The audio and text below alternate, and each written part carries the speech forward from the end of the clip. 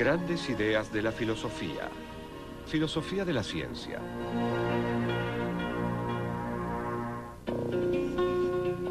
La filosofía de la ciencia es el estudio crítico de la ciencia y el razonamiento científico.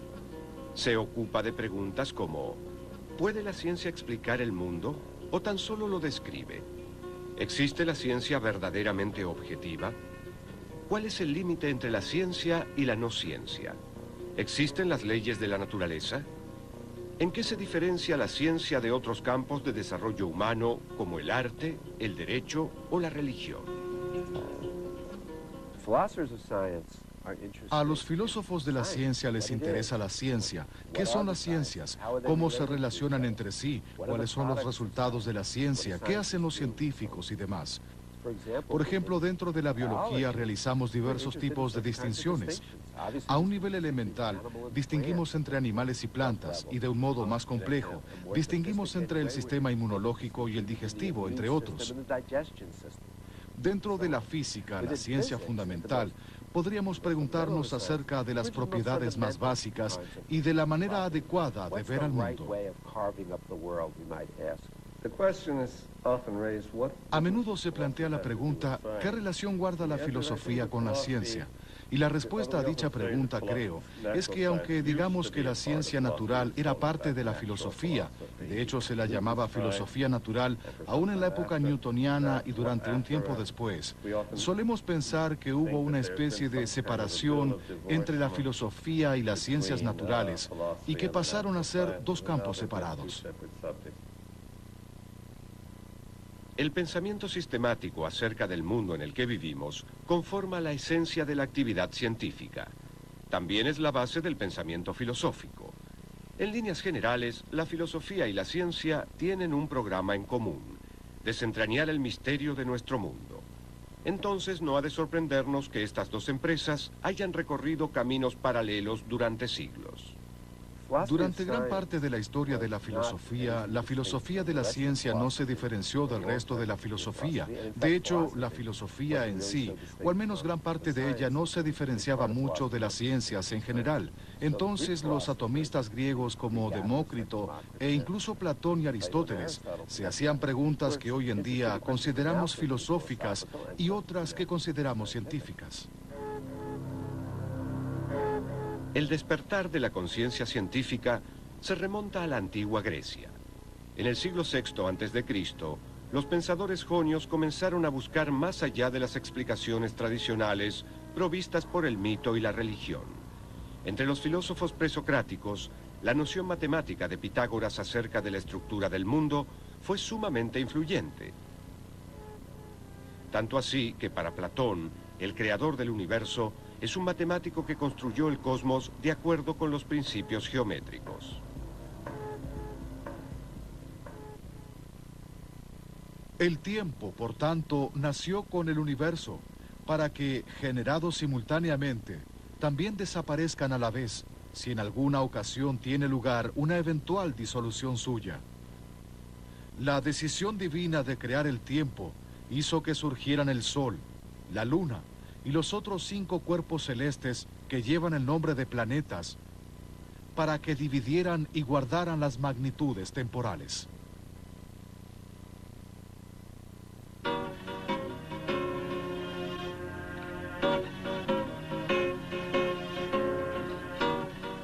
De todos los pensadores griegos que contribuyeron al desarrollo del conocimiento científico, Aristóteles fue quien marcó el rumbo de la ciencia occidental. Su obra abarca no solo todas las ramas de la filosofía, sino prácticamente todos los sectores de la ciencia y del saber humano. Fue él quien estableció las divisiones entre las ciencias físicas tal como las conocemos actualmente, y su visión del mundo dominó la civilización occidental durante aproximadamente 2000 años. Mientras que Platón tendía a idealizar, Aristóteles desplegaba su pasión de científico por deducir el saber de los hechos concretos. Aristóteles estaba interesado en los diferentes tipos de organismos biológicos que existen, cómo se relacionan entre sí, cómo se reproducen, cómo duermen, cuánto tiempo duermen, y también estaba interesado en preguntas filosóficas, tales como ¿cuál es la causa última de sus movimientos? ¿Por qué hay animales sobre la faz de la Tierra? Y por supuesto, también estaba interesado en preguntas filosóficas mucho más generales, como por ejemplo, ¿cuáles son las principales categorías de la existencia?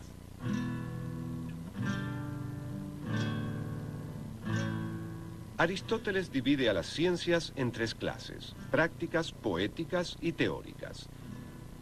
Entre las ciencias teóricas menciona la matemática, la metafísica y la física. Para Aristóteles, la ciencia es el conocimiento verdadero y cierto, exactamente lo opuesto a la opinión. En su analítica posteriora, Aristóteles aplicó el rigor de la lógica, una disciplina creada esencialmente por él para formular un proceso metodológico a fin de adquirir conocimiento científico. Él sostenía que solo podemos comprender el mundo procediendo de manera deductiva a partir de principios primeros para alcanzar conclusiones incontrovertibles. La predilección del científico por inferir conclusiones particulares a partir de reglas generales tiene sus orígenes en Aristóteles.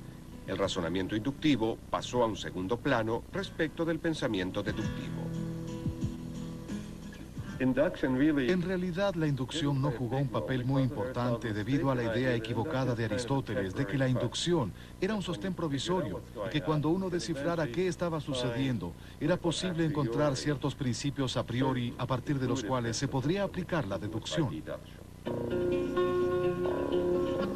El énfasis aristotélico en la lógica deductiva dominó la ciencia occidental durante siglos e influyó profundamente sobre diferentes pensadores como Euclides de Alejandría, uno de los matemáticos más importantes del período clásico. El método axiomático euclidiano, inspirado en la lógica aristotélica, apuntaba a reducir todos los enunciados de la geometría a ciertas hipótesis básicas y establecer una norma para la metodología científica que habría de permanecer vigente durante siglos. Las leyes de la naturaleza no son sino pensamientos matemáticos de Dios.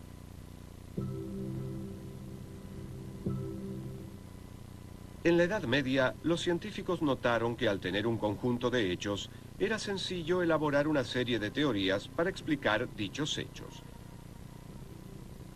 Guillermo de Ockham, un filósofo y teólogo del siglo XIV, propuso que para explicar un fenómeno es preciso optar por la explicación más sencilla.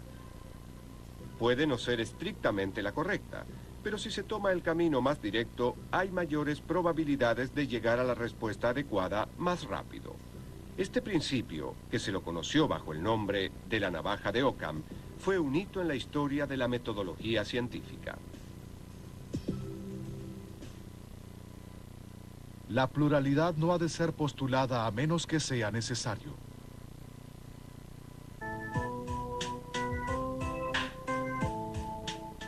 Después de que Tomás de Aquino lograra integrar a Aristóteles dentro de la ortodoxia oficial de la Iglesia Católica en el siglo XIII, el pensamiento científico se vio cada vez más dominado por el aristotelismo escolástico, que resaltaba las cualidades particulares de las cosas individuales.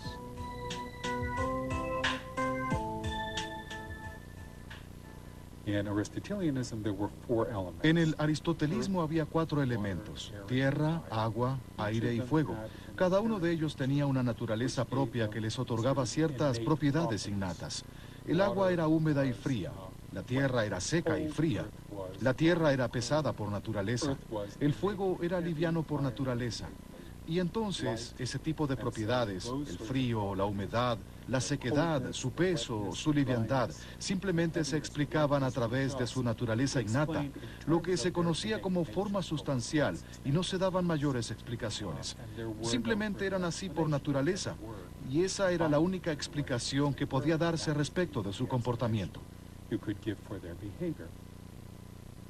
Luego, en el siglo XIV, los textos clásicos que habían desaparecido de Occidente por siglos comenzaron a reaparecer y encendieron la llama del saber y el descubrimiento que caracterizó al Renacimiento.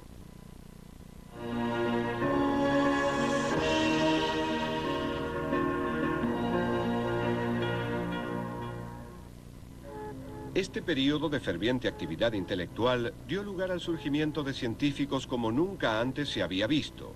Entre ellos podemos mencionar a Nicolás Copérnico, Johannes Kepler y Galileo Galilei, quienes instauraron una nueva visión de la realidad, una metodología científica sumamente crítica y una forma innovadora de pensar acerca del cosmos.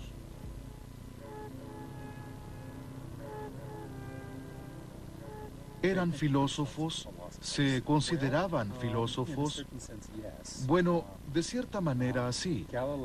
Después de la publicación del Mensajero Sideral en 1610, Galileo abandonó la universidad e ingresó a la corte. En primer lugar, le ofrecieron el cargo de matemático del Gran Duque de Toscana en la corte de Florencia. Pero él insistió para servir como matemático y filósofo del Gran Duque.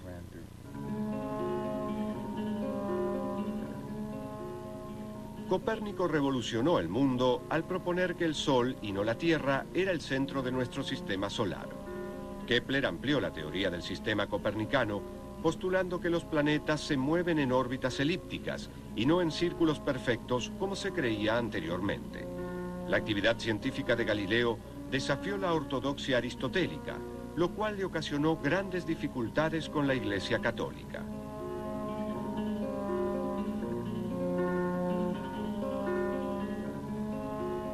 Es probable que el relato de que Galileo arrojaba objetos de la Torre de Pisa sea apócrifo, pero es cierto que Galileo realizaba experimentos que contradecían las enseñanzas de Aristóteles de que los objetos más pesados caían a mayor velocidad que los más livianos. Al enfatizar en sus datos la cantidad por encima de las cualidades particulares de los objetos que observaba, Galileo introdujo una noción radicalmente nueva. La ciencia debe basarse en la medición. Este hecho puso a la matemática en la primera plana de la actividad científica.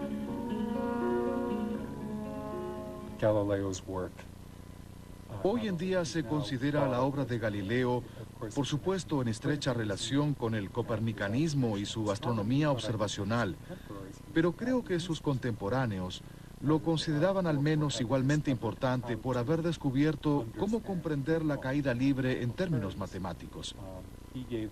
Dio la primera explicación matemática sobre la caída de los cuerpos pesados y sobre el movimiento de los proyectiles, lo cual fue muy sorprendente. Hoy en día, estos son temas muy simples para todos los que asisten a la escuela secundaria, pero en esa época eran descubrimientos verdaderamente extraordinarios. La filosofía está escrita en este grandísimo libro que continuamente está abierto ante nuestros ojos, el universo, pero no puede entenderse si antes no se procura entender su lengua y conocer los caracteres en los cuales está escrito.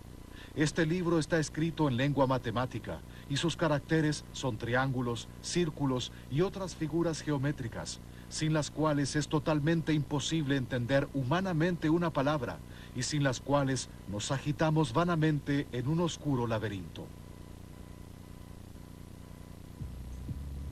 El filósofo inglés Francis Bacon sentó las bases del método científico moderno y contribuyó fundamentalmente a catalizar la revolución científica que tuvo lugar tiempo después. Según Bacon, la verdad se obtiene solamente a través del experimento. La misión del científico es la de impulsar el progreso descubriendo la evidencia que sirve para respaldar o refutar una proposición. Formuló una manera totalmente nueva de interrogar al mundo.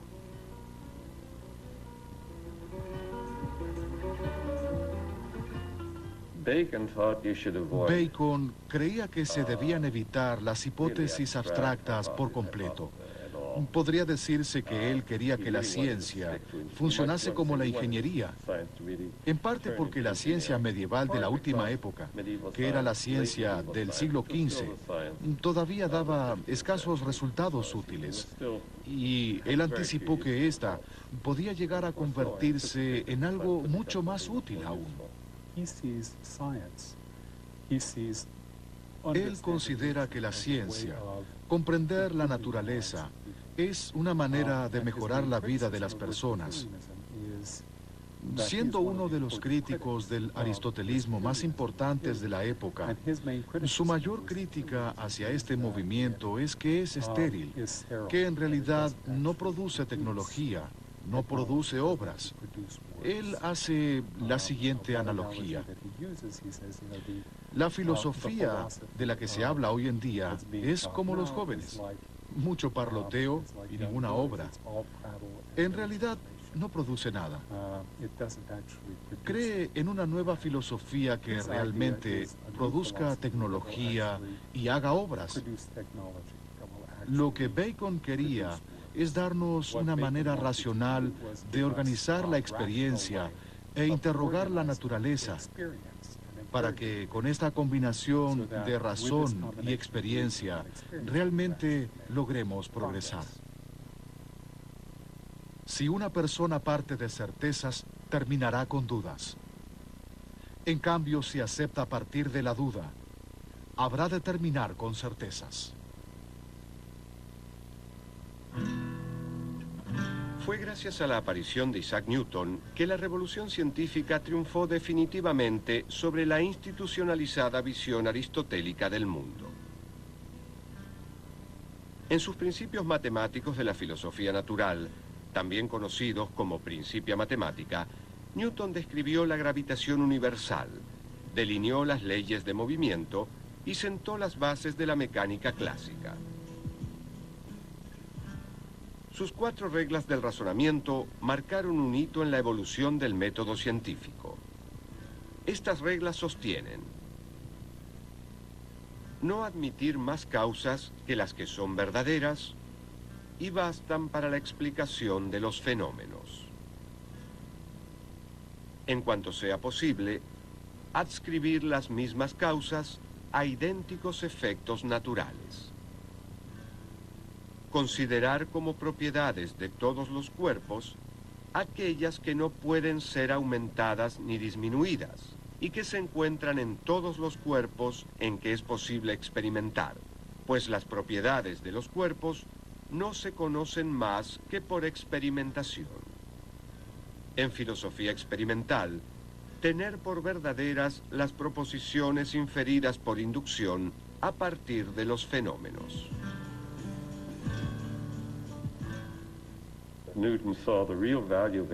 Newton vio que la inducción adquiere verdadero valor cuando se la combina con hipótesis del tipo que a Bacon probablemente no le hubiesen gustado.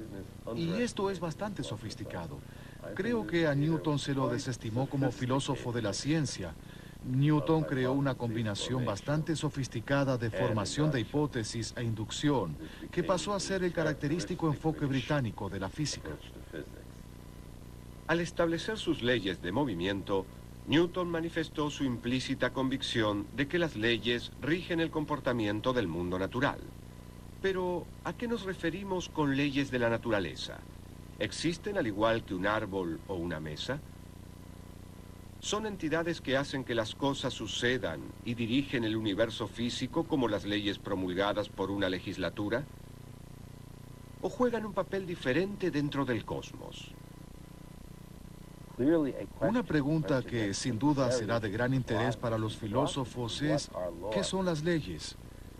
Cabe destacar que los científicos pueden llevar adelante su trabajo sin preguntarse realmente qué son las leyes. Por supuesto se preguntarán qué son las leyes, ya que están interesados en las leyes de la física, de la luz, de la gravedad, de la biología, de la teoría del aprendizaje y demás. Pero pueden investigar y descubrir estas leyes, o al menos hacer conjeturas sobre lo que las mismas pueden ser, sin haber respondido nunca a la pregunta ¿qué es una ley?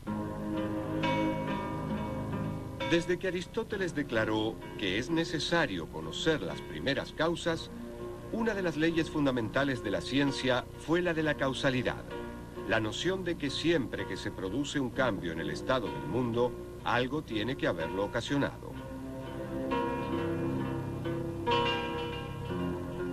Sin embargo, el filósofo escocés David Hume planteó que no existe evidencia irrefutable de que dicha causalidad sea una característica propia de este mundo. Asumimos que al arrojar una moneda, esta caerá al suelo porque ello es lo que ocurrió siempre en el pasado. pero que algo haya ocurrido en el pasado no es garantía de que ello vuelva a suceder en el futuro. Hume sostenía que el razonamiento inductivo que parte de la experiencia no manifiesta una ley de la naturaleza, sino un hábito de la mente.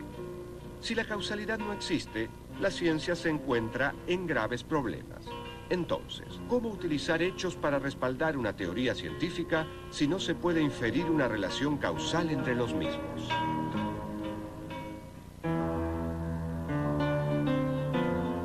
El filósofo prusiano Immanuel Kant reconoció la fuerza del argumento de Hume y respondió al mismo afirmando que todos compartimos una estructura mental para comprender el mundo, como la causalidad u otras leyes naturales, que es real en cuanto existe dentro del contexto de nuestra mente. No es importante si existe o no en el mundo, porque ello sencillamente no puede llegar a conocerse. No podemos conocer más allá de lo que está en nuestra mente, con lo cual la realidad definida por las categorías de la experiencia, según Kant, comprende la totalidad del conocimiento humano. Provista del método científico de Newton y el argumento kantiano sobre el conocimiento, la ciencia hizo eclosión en los siglos XVIII y XIX. Uno por uno, los misterios de la naturaleza fueron develándose. Las especies evolucionaron, los objetos de la naturaleza interactuaron de manera predecible y los cielos obedecieron leyes incontrovertibles. El mundo tenía sentido y la razón triunfó sobre la ignorancia.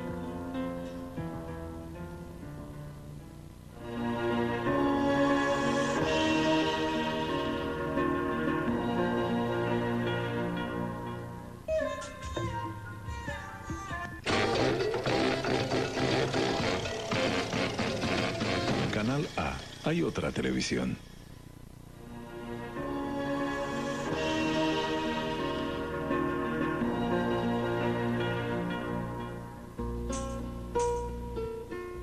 En la década de 1920 y 1930, los grandes avances en el campo de la física inspiraron a un grupo de pensadores que comenzaron a reunirse en Viena para discutir sobre filosofía. A este grupo se lo conoció bajo el nombre del Círculo de Viena y dio origen al positivismo lógico, un movimiento que sostenía que el único discurso que tenía sentido era el científico. Si se deseaba afirmar algo sobre el mundo, debía haber alguna experiencia sensible a la cual remitirse para demostrar que el reclamo en cuestión era verdadero. A este concepto se lo denominó principio de verificación o verificacionismo. Rudolf Carnap, Maurice Schlick y Otto Neurath eran los principales miembros del Círculo de Viena, que era frecuentado por muchas eminencias. Einstein, Kurt Gödel, un gran matemático y lógico, y también Wittgenstein, solían visitarlo frecuentemente. Y estas personas estaban muy interesadas en saber cómo o hasta qué punto la ciencia podía conocer acerca del mundo y cuáles eran las bases de la misma. También estaban muy interesados en saber si había o no una unificación de todas las ciencias. Ellos afirmaban que la física era la ciencia fundamental y que todas las demás ciencias de alguna manera derivaban o dependían de la física. Como con el tiempo se comprobó que el principio de verificación era tan riguroso que llegó a poner en duda a la propia ciencia, el movimiento dio lugar a un renovado interés por las teorías de la confirmación que intentaban incorporar el razonamiento inductivo o algo similar al campo de la ciencia. Algunos filósofos como Peter Strawson sostuvieron que la inducción no debía hacerse pasar por la deducción para ser considerada válida. Él creía que existía un principio de uniformidad en la naturaleza. Este principio nos asegura que debido a que el Sol salió en el pasado, podemos inferir razonablemente que lo volverá a hacer en el futuro.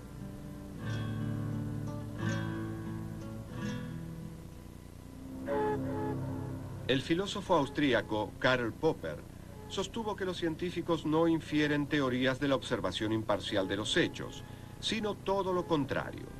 Todos los problemas e hipótesis anteriores guían sus observaciones. En claro contraste con el verificacionismo del Círculo de Viena, Popper remarcó la importancia del criterio de falsabilidad. Una teoría no debe ser aceptada a menos que pueda determinarse qué experiencia o hecho demostrarían su falsedad. La tarea del científico es formular teorías y contrastarlas con sus observaciones. Si la hipótesis resiste la prueba de refutación, puede aceptarse provisionalmente. La gran ventaja de la falsación sobre la verificación es que 1000 observaciones no bastan para verificar una teoría, pero una sola es suficiente para refutarla. Popper tenía una visión general muy interesante sobre la naturaleza y el desarrollo de la ciencia y del conocimiento científico. Y pensaba que de hecho cualquier teoría que hubiera sido formulada sería refutada eventualmente, ya que podemos adquirir cada vez más conocimiento y nuestras respuestas pueden estar cada vez más cerca de ser correctas y verdaderas. Y era poco probable que alguna vez diéramos de manera exacta con una teoría completamente verdadera. Popper pensaba que el razonamiento inductivo era una especie de ilusión óptica.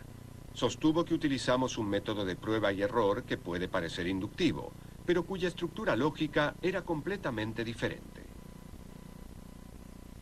Las conjeturas son nuestros globos de ensayo. Las ponemos a prueba criticándolas y tratando de reemplazarlas, intentando demostrar que puede haber conjeturas mejores o peores y que las mismas pueden mejorarse. El lugar que ocupa el problema de la inducción ha sido usurpado por el problema de la bondad o maldad comparativa de las conjeturas o teorías contrarias que han sido propuestas.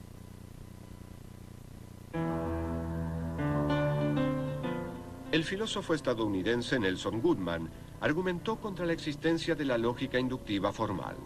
Su obra, Nuevo enigma de la inducción, intentó demostrar que para cada hipótesis confirmada por la evidencia, existe un número infinito de hipótesis alternativas que son contradictorias con la primera, pero que también podrían ser confirmadas por dicha evidencia. En otras palabras, una teoría nunca puede confirmarse por medio de la observación. En un artículo publicado en 1947, Nelson Goodman, un filósofo maravilloso, relacionó las leyes con la inducción de un modo extraordinario. Y hoy en día, este tema es frecuentemente abordado, sugiriendo que las únicas hipótesis que pueden ser proyectadas de manera inductiva son las hipótesis tipo ley. Es decir, las hipótesis que se asemejan a las leyes en otros aspectos, además de sus características sintácticas. Una manera de rescatar a la inducción es dejar de querer alcanzar la certeza de la deducción y en lugar de ello, luchar por lograr la probabilidad estadística. La teoría de la confirmación bayesiana, que recibió su nombre en honor al matemático inglés del siglo XVII, Thomas Bayes, es un método de inferencia estadística que combina el sentido común y la evidencia observacional para posibilitar la inducción dentro de un mundo incierto. Es un modelo de realidad en el que se prefiere utilizar el concepto probablemente en lugar de siempre. Around the beginning of the 1960s, A comienzos de la década de los 60 había una especie de revolución filosófica, en general dentro de la filosofía de la ciencia, por la cual se rechazaban o al menos modificaban muchos aspectos de las teorías positivistas y lógicas. La principal objeción que se hacía en ese momento era que los filósofos de la ciencia de la época no tomaban a la historia de la ciencia y a la práctica real de los científicos en sus laboratorios y sus estudios con la seriedad del caso. Tampoco tenían en cuenta la influencia ejercida sobre la ciencia por diversos acontecimientos generales, culturales, políticos y sociológicos. La crítica más penetrante e interesante en este aspecto fue la del historiador de la ciencia Thomas Kuhn, quien estaba muy interesado en la evolución de la ciencia a lo largo del tiempo. Él propuso una tesis muy interesante. En cualquier momento dado, los científicos trabajan dentro de un determinado paradigma. Esto es, un conjunto de ideas y teorías básicas, una serie de problemas a resolver, ciertos métodos experimentales y ciertos tipos de soluciones particulares que sirven como soluciones eficaces para los problemas.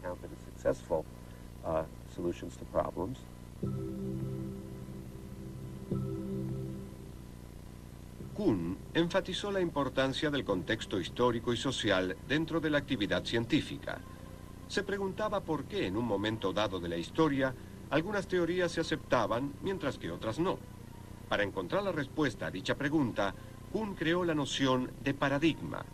Según Kuhn, un paradigma es una descripción científica del mundo que es generalmente aceptada y provee un modelo de investigación.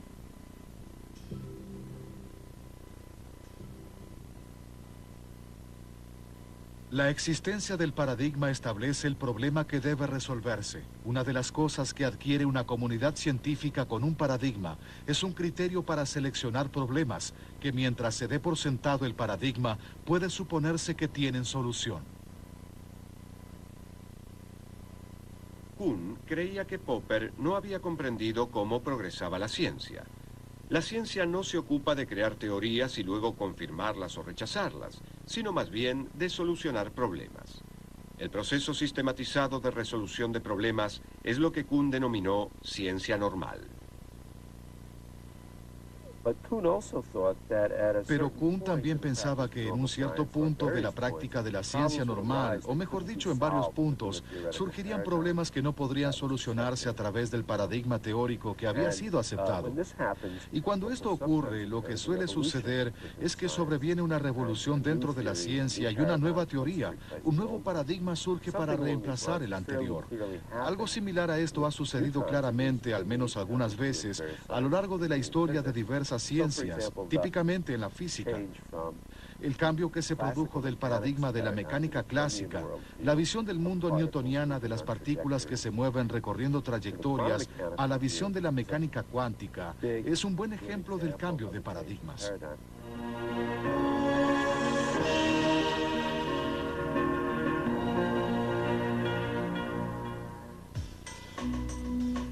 El siglo XX estuvo dominado por dos hallazgos en el campo de la física cuya rareza fascinó a los filósofos: la mecánica cuántica y la relatividad.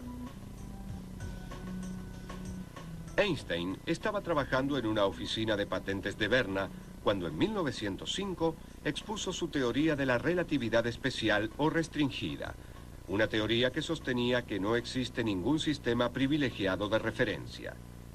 Dentro de la idea de naturaleza de Einstein, solo existe el movimiento relativo. Es imposible situar en forma objetiva un fenómeno cualquiera en el espacio y en el tiempo.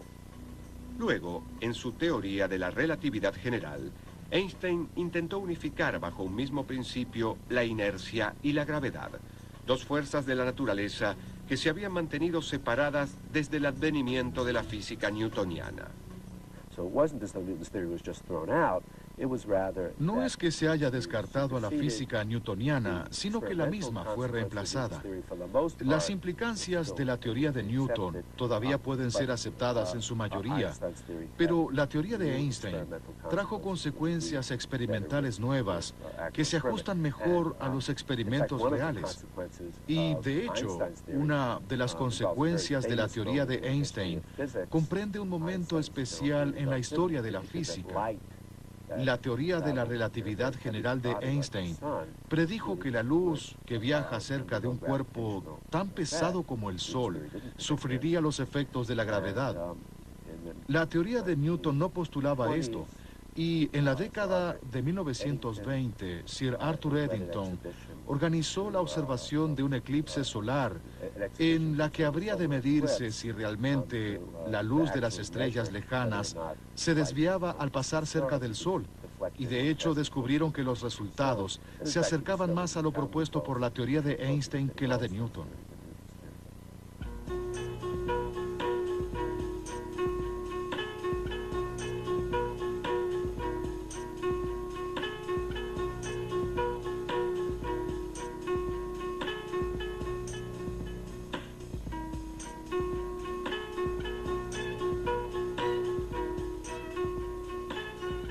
La curvatura del espacio y del tiempo que describe Einstein desafió la noción euclidiana del mundo. Casi de la noche a la mañana, las nociones clásicas de espacio, tiempo, materia y movimiento pasaron a ser obsoletas. Había surgido un nuevo paradigma con implicancias que trascendieron el campo de la física. El segundo hallazgo importante de la física del siglo XX fue la mecánica cuántica.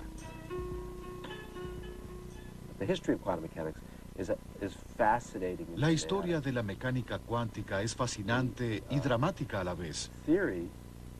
La teoría se desarrolló por etapas a comienzos del siglo XX. Uno de los principales problemas que los físicos debieron enfrentar en esta época fue cómo pensar acerca del átomo. En un principio, al átomo se lo consideraba como una especie de sistema planetario en miniatura, con el núcleo en el centro y los electrones orbitando alrededor del átomo. Pero la teoría de la luz de Maxwell predijo que si una carga eléctrica se mueve de la manera en que los electrones se mueven alrededor del átomo, entonces debería irradiar luz. Y al irradiar luz, debería perder algo de su movimiento y eventualmente caer dentro del núcleo del átomo.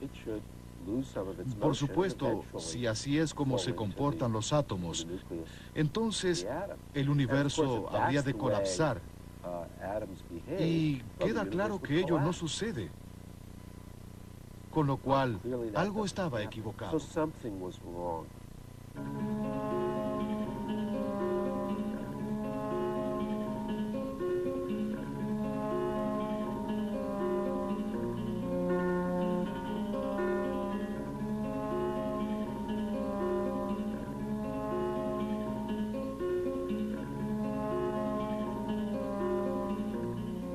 El físico danés Niels Bohr propuso combinar el modelo del sistema planetario en miniatura con las nuevas ideas radicales propuestas por Max Planck. Planck sugirió que los electrones existen a niveles de energía fijos que están a una distancia fija del núcleo. Cuando un electrón salta a un nivel más cercano al núcleo, libera una descarga o cuanto de energía. Cuando el átomo absorbe un cuanto de energía, el electrón se aleja del núcleo.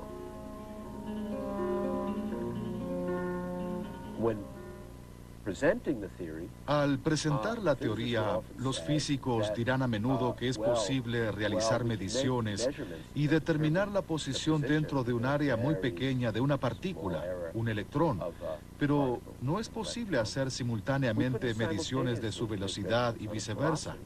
Y esta visión fue desarrollándose. Y de hecho las partículas atómicas, los electrones y demás, no tienen simultáneamente posición y velocidad.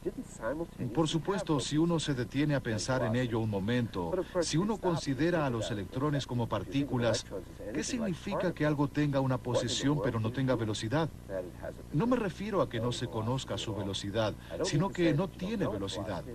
O bien, ¿qué significa que algo tenga una velocidad dada pero no una posición determinada? Todo esto es muy extraño. Y se vuelve aún más extraño. Einstein respondió a las aparentes contradicciones con la mecánica cuántica y se encendió la polémica entre la teoría de la relatividad y la teoría cuántica. La teoría cuántica desarrollada por Bohr y Heisenberg sostenía que podía haber electrones en situaciones fácilmente reproducibles en las que dichos electrones en sí no tenían posiciones y velocidades determinadas, sino que sus posiciones y velocidades estaban interrelacionadas. ¿Qué significaba esto? Bueno, dada la visión instrumental que Bohr tenía sobre la mecánica cuántica, quería decir que si se realizaba cierta medición y se obtenía cierto resultado de este electrón, ello nos diría qué resultado se debería obtener al realizar una medición en aquel electrón, ya sea de su velocidad o de su posición. Y Einstein dijo, si al medir este electrón modifico el hecho de que no tenga una posición determinada a que sí la tenga, y ello a su vez hace que otro que no tenía una posición determinada pase a tenerla sin que yo intervenga en absoluto, debe ser que dicho cambio se produce instantáneamente y a través del espacio. Y Einstein creía que eso era absurdo. Pensaba que de hecho ello violaría su teoría de la relatividad especial. Entre los aspectos característicos de la teoría cuántica se encuentra la noción de que dos objetos que están en diferentes posiciones pueden interactuar simultáneamente. Un efecto que Einstein denominó acción fantasmal a distancia.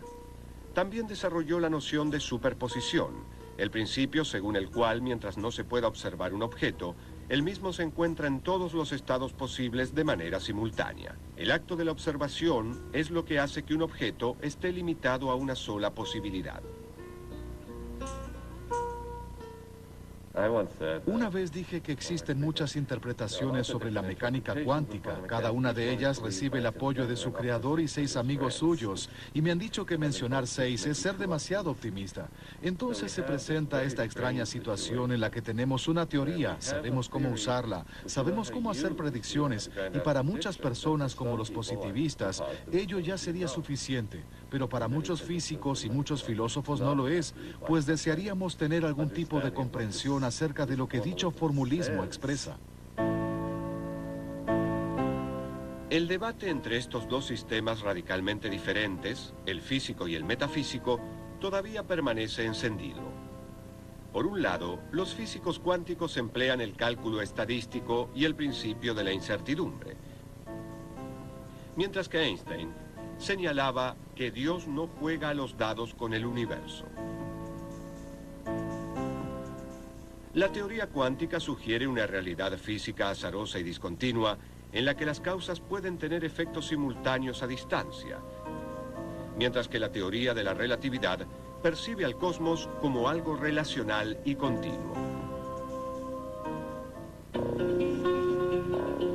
Entonces, científicos y filósofos continúan entablando un intenso e ininterrumpido diálogo para lograr dar una explicación acerca de la naturaleza del mundo.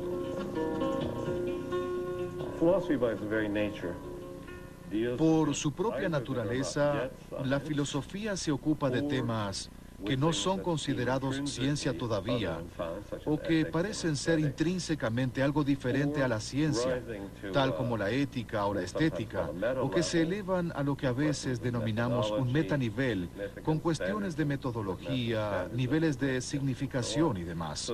Entonces, parte de la filosofía debe ser ciencia que está por nacer. La filosofía funciona como una cuna para las ciencias del mañana. ¿Por qué ciertas personas se dedican a ser filósofos? Porque están interesadas en demasiadas cosas, al menos esa es mi experiencia personal. Entonces a uno le interesa la cultura griega, pero también la matemática, la física y la historia. Y luego uno descubre que al hacer filosofía es posible estar interesado en todos estos campos y trabajar en ellos, porque todos ellos tienen su base y todas estas áreas de interés intelectual son áreas en las que es posible hacer preguntas filosóficas, tales como ¿cuál es el objeto de estudio? ¿Cómo investigamos acerca del mismo? ¿Cuáles son los conceptos y las expresiones de las nociones centrales de dicho tema? Y lo mismo se aplica a la filosofía de la ciencia.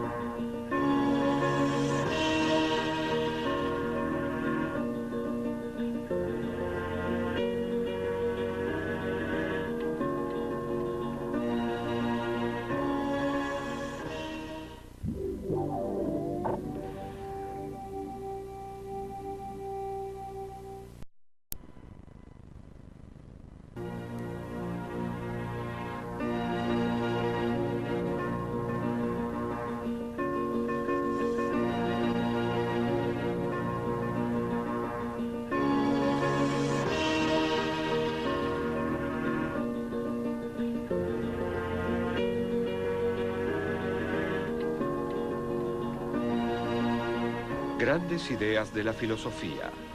Filosofía de la ciencia.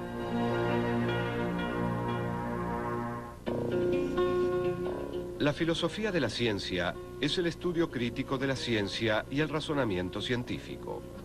Se ocupa de preguntas como: ¿puede la ciencia explicar el mundo o tan solo lo describe?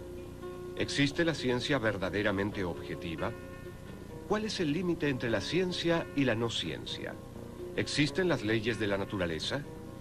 ¿En qué se diferencia la ciencia de otros campos de desarrollo humano como el arte, el derecho o la religión? A los filósofos de la ciencia les interesa la ciencia. ¿Qué son las ciencias? ¿Cómo se relacionan entre sí? ¿Cuáles son los resultados de la ciencia? ¿Qué hacen los científicos y demás? Por ejemplo, dentro de la biología realizamos diversos tipos de distinciones. A un nivel elemental, distinguimos entre animales y plantas, y de un modo más complejo, distinguimos entre el sistema inmunológico y el digestivo, entre otros. Dentro de la física, la ciencia fundamental, podríamos preguntarnos acerca de las propiedades más básicas y de la manera adecuada de ver al mundo. A menudo se plantea la pregunta: ¿qué relación guarda la filosofía con la ciencia? Y la respuesta a dicha pregunta, creo, es que aunque digamos que la ciencia natural era parte de la filosofía, de hecho se la llamaba filosofía natural, aún en la época newtoniana y durante un tiempo después, solemos pensar que hubo una especie de separación entre la filosofía y las ciencias naturales, y que pasaron a ser dos campos separados. El pensamiento sistemático acerca del mundo en el que vivimos conforma la esencia de la actividad científica. También es la base del pensamiento filosófico. En líneas generales, la filosofía y la ciencia tienen un programa en común: desentrañar el misterio de nuestro mundo.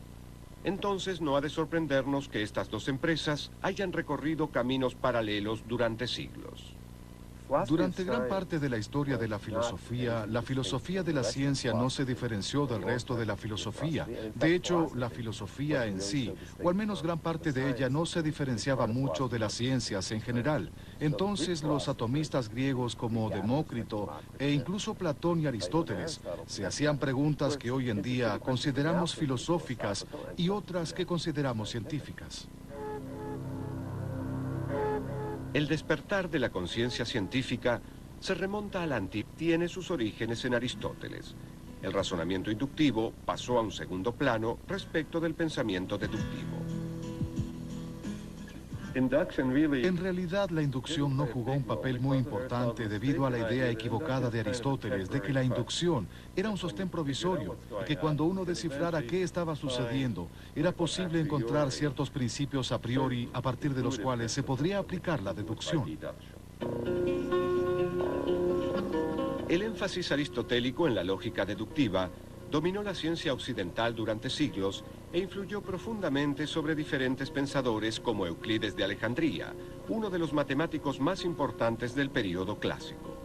El método axiomático euclidiano, inspirado en la lógica aristotélica, apuntaba a reducir todos los enunciados de la geometría a ciertas hipótesis básicas y establecer una norma para la metodología científica que habría de permanecer vigente durante siglos.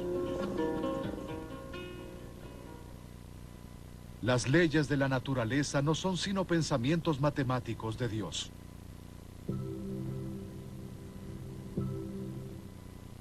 En la Edad Media, los científicos notaron que al tener un conjunto de hechos, era sencillo elaborar una serie de teorías para explicar dichos hechos. Guillermo de Ockham, un filósofo y teólogo del siglo XIV, propuso que para explicar un fenómeno es preciso optar por la explicación más sencilla. Puede no ser estrictamente la... Dominó la civilización occidental durante aproximadamente 2000 años. Mientras que Platón tendía a idealizar, Aristóteles desplegaba su pasión de científico por deducir el saber de los hechos concretos.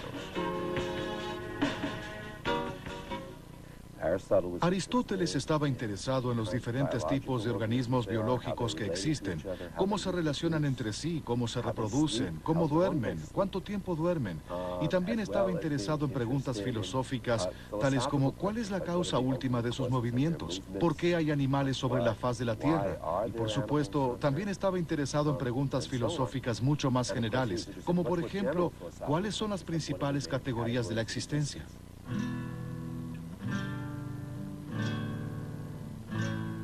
Aristóteles divide a las ciencias en tres clases: prácticas, poéticas y teóricas. Entre las ciencias teóricas menciona la matemática, la metafísica y la física.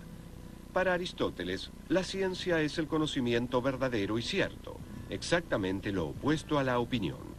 En su analítica posteriora, Aristóteles aplicó el rigor de la lógica, una disciplina creada esencialmente por él para formular un proceso metodológico a fin de adquirir conocimiento científico.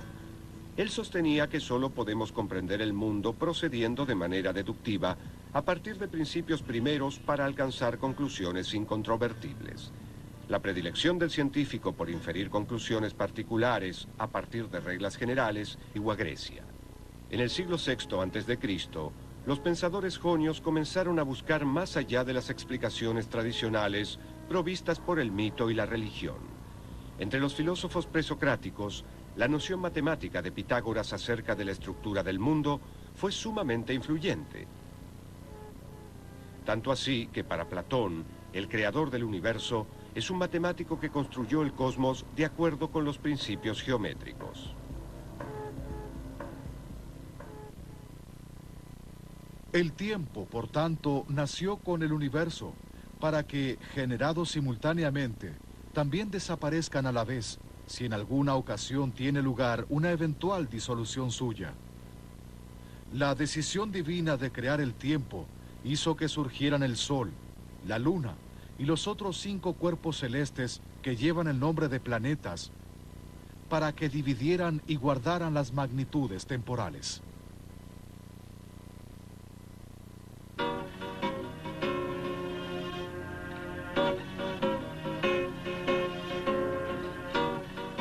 De todos los pensadores griegos que contribuyeron al desarrollo del conocimiento científico, Aristóteles fue quien marcó el rumbo de la ciencia occidental.